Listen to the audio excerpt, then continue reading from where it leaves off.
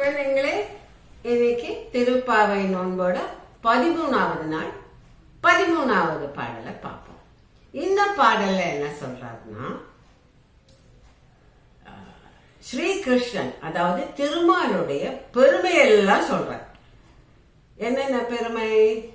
எப்படி அவர் பகாசுரத்தை கொன்றார், எப்படி அவர் ராவணனை கொன்றார் அப்படிங்கறதெல்லாம் சொல்லி, அப்படி நாங்க திருமாலோட பெருமையை பாடிட்டு இருக்கிற சமயத்துல நீ போய் இப்படி தூங்குறியே, இது நல்லாவா இருக்கு?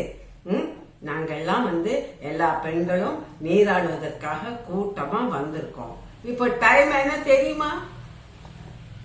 வெள்ளி முளைத்து வியாழம் உறங்கிற்று அப்படிங்கிற. அப்போ ஒரு நாள் முடிஞ்சு அடுத்த நாள் ஆரம்பிச்சு. இந்த வெள்ளி முளைக்கிறதுங்கிறது காலங்காத்தால சூரியன் வர்றதுக்கு முன்னாடி நிகழக்கூடிய ஒரு நிகழ்ச்சி. இந்த வெள்ளி தான் பிரைட் ஸ்டார். அப்போ உனக்கு முதல்ல சூரிய உதயத்துக்கு முன்னாடி பளிச்சுன்னு இருக்கிற இந்த வெள்ளி நட்சத்திரம் தெரியும். அந்த கோள் அது நமக்கு வெறும் கண்ணுக்கே தெரியும். அது எல்லாமே சாதாரணமா சொல்லுவாங்க, வெள்ளி முளைத்தது அப்படின்னு சொல்லுவாங்க. அப்படின்னா வெள்ளி எழுந்தில்லை. அப்ப வெள்ளி எழுந்துச்சுன்னா வியாழம் மறைந்து விட்டது.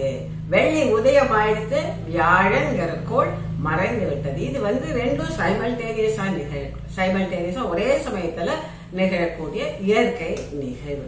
அதனால பாரு, விடிஞ்சிருச்சே, நீ இன்னும் எழுந்திருக்கலையே.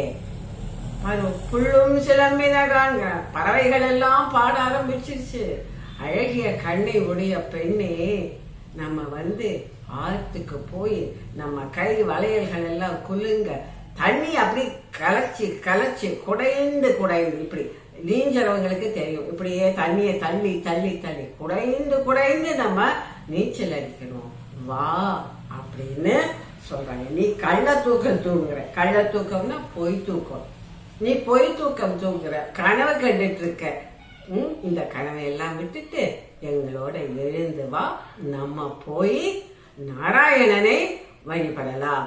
நாராயணனுடைய கீர்த்தியை பாடி, நம்ம கீர்த்தினா புகழ், நாராயணனுடைய புகழை பாடி நம்ம எல்லாம் நோன்பு நோக்கலாம் அந்த பெண்கள் கூப்பிடுறாங்க. இப்போ முதல் சென்டென்ஸ்ல புள்ளின் வாய் கீண்டானே அப்படின்னு நமக்கு தெரியும். கம்சன் நிறைய வாட்டி கிருஷ்ணனை கொல்வதற்கு அசுரர்களை அனுப்பிச்சிட்டே இருக்க. போதலை அனுப்பிச்சார், குழந்தையா இருக்கும் போது சகடாசுரனை அனுப்பிச்சார். அப்படி வரிசையா ஒவ்வொரு அசுரத்தையா அனுப்பிக்கும் போது அவனோட ஃப்ரெண்டு பகாசுரன். பகாசுரன் என்ன சொல்றான், ஒன்னும் கவலைப்படாதே கம்சா, நான் போய் ஒரு கை பார்த்துட்டு வந்துடுறேன், நீ கவலைப்படாதேன்னு சொல்லி போறேன். கிருஷ்ணனுடைய வழக்கம் என்னன்னா, ஆடு மாடுகளை எல்லாம் மேய்க்க ஆத்தங்கரைக்கு மேய்ச்சிட்டு வர்றது. அப்புறம் ஆத்தங்கரைக்கிட்ட அதுங்களை மேய விட்டுட்டு இவரும் ஃப்ரெண்ட்ஸும் விளையாடுவாங்க, இல்லாட்டா ஏதாவது பேசிட்டு இருப்பாங்க, இல்லைன்னா ஏதாவது ரெஸ்ட் பண்ணிட்டு இருப்பாங்க. அப்படி பண்ணிட்டு அப்படி ஒரு நாள் இந்த கரையில ஆடுகளை எல்லாம் இது பண்ண ஆடு மாடுகளை எல்லாம் மேய்ச்சிக்கிட்டு இருக்கும் பொழுது அவனோட ஃப்ரெண்ட்ஸ் ஒரு வித்தியாசமான பேர்டு பாக்குறாங்க. பெரிய வடிவத்தில் இருக்கிற கொக்கு, ஜயண்ட் சைஸ் கொக்கு, பெருசா இருக்கிற கொக்கு. சாதாரணமா கொக்கு சின்னதா தான் இருக்கும், இது பெரிய சைஸ் கொக்கு. உடனே கிருஷ்ணர் கிட்ட சொல்ல, பாரு, ஒரு அதிசயமான பறவை வந்திருக்கீங்க, பாருங்கிறான். அத பார்த்த உடனே கிருஷ்ணனுக்கு புரிஞ்சுது, இந்த கம்சன் நம்மள தீர்த்துக்கிட்டு ஏதோ பண்ணியிருக்கான், இந்த பறவை அது சம்பந்தப்பட்டதான் இருக்கணும் அப்படின்னு நினைச்சிட்டு வரான். அப்படி வரும்போது இந்த பகாசுரன் இவ்வளோ பெரிய பறவையா வந்திருக்கான். அவனோட மூக்கு ரொம்ப நீளமா இருக்கு, ஸ்ட்ராங்கா இருக்கு மூக்கு, அந்த பறவையோட மூக்கு. அது என்ன பண்றது, நைஸா அப்படி பறந்து வர மாதிரி கிருஷ்ணனை தன்னோட மூக்குல கவ்விடுது. கவ்வி மெதுவா விழுங்கிறதுக்கு பார்க்கணும். கிருஷ்ணனுக்கு ஐயோ மாட்டிட்டோமே, பெரிய மூக்கு நடுவில் மாட்டிட்டோமே, அது இருக்க பிடிச்சிருக்கு, அதுல இருந்து தப்பிக்கிறது ரொம்ப கஷ்டம். என்ன பண்றதுன்னு யோசிக்கிறோம்.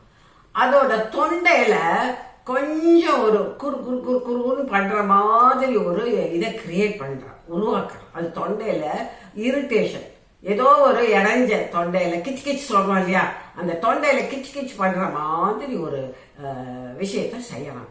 அப்ப அந்த கொக்குக்கு என்ன ஆகுது, என்னடா தொண்டையில என்னமோ பண்றதுங்கும் போது மெதுவா அந்த மூக்கு டைட்டா இவனை கவ்விட்டு இருந்த மூக்கு கொஞ்சம் தளர்ச்சி ஆகுது, லேசா லூஸ் ஆகுது. அது போற கிருஷ்ணனுக்கு அந்த கேப்ல வெளியே வந்துடுறான். அந்த கேப்ல அந்த மூக்குக்கு இடையில இருந்து வெளியில வந்து அந்த பறவையோட மூக்க இப்படி ரெண்டா பிடிச்சு கிழிச்சிடறான். கிழிச்சு அந்த பறவைய கொன்னுறான். அப்படி பகாசுரனை கொன்னுறான். அதத்தான் புள்ளின் வாய் கீண்டானை அப்படின்னு சொல்றாங்க. அடுத்தது பொல்ல அரக்கனை கிள்ளி களைந்தான். இந்த பொல்ல அரக்கன் யாரு? ராவணன். ராவணனோட 10 தலையை எப்படி பண்ணா? கிள்ளிதான். கிள்ளதுன்னா இப்படி இப்படி வச்சு கட் பண்ணி பிச்சை. நம்ம எதையாவது எடுக்கணும்னா கையாலே பிக்கிறோம் இல்லையா, அதுதான் கிள்ளுறது. ஒவ்வொரு தலையா கிள்ளி கிள்ளி போட்டான். இப்படி இவனுடைய ஆச்சரியமான அட்வென்ச்சர்ஸ், அவனுடைய வீர தீர சாகச செயல்களை எல்லாம் பாடி நம்ம இறைவனை வேண்டிக்கொள்ள எழுந்து வா அப்படின்னு தன்னோட ஃப்ரெண்டை எழுப்புறாங்க. நாளைக்கு 14வது பாடலோட உங்களை சந்திக்கிறேன்.